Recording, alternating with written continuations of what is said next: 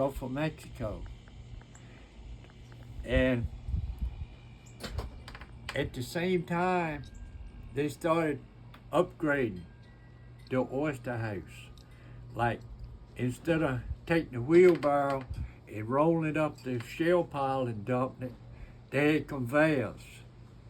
And also, when they shucked the oyster, they put it in the shells in a pile with conveyors, and they'd scoop the shells up and run over to the shell pile and dump them in the conveyor, and they'd pile up. And they'd give them a chance to dry good, because a lot of times the oysters, the shells would dry all summer before anybody would want them to put on the grounds. And it killed all the bacteria, killed all the growth and everything on the shell. But as later years went by and they upgraded the oyster houses, like I was saying, the state decided they wanted to plant Jones's Shore because they were getting a good strike down in the bay, down in the mouth of the river. And they took them oyster shells that come out the Gulf and cut them down there and planted them. And they got a strike on them. Well, at the same time, we had a natural strike up here on the Potomac. And the state of, let me get it together.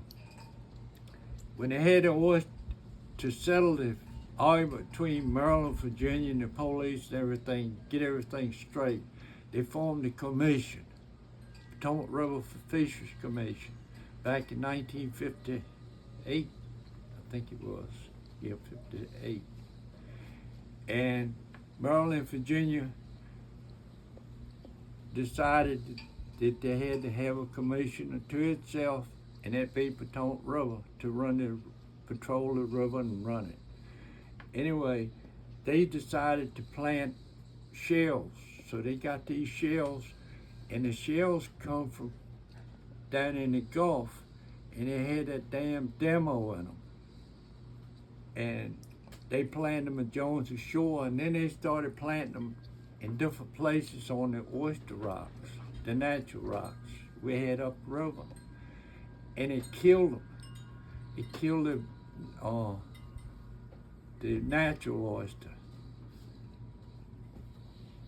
The germs from them shells started killing them. And Sam Chatham and myself went up, talked to Robert Norris and told him not to plant no more on the oyster bars because it was killing our natural oysters, the ones that had already struck, the big oysters. And he didn't pay no attention to us. But you could work on the oyster rock next to where they planted, and the big oysters would be dead, rotting right in the shell. You have to push away from the oysters and try another lick somewhere else because it stinks so bad on the culling board. Just rot. That was in, they started doing that in 66,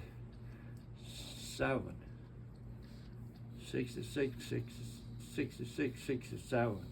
They started transplanting oysters from Jones's Shore up on the natural rocks like Ragged Point, King Kostka, Stony Bar, Sheep's Head, Heron Island, Tall Timbers, Posey's Bluff.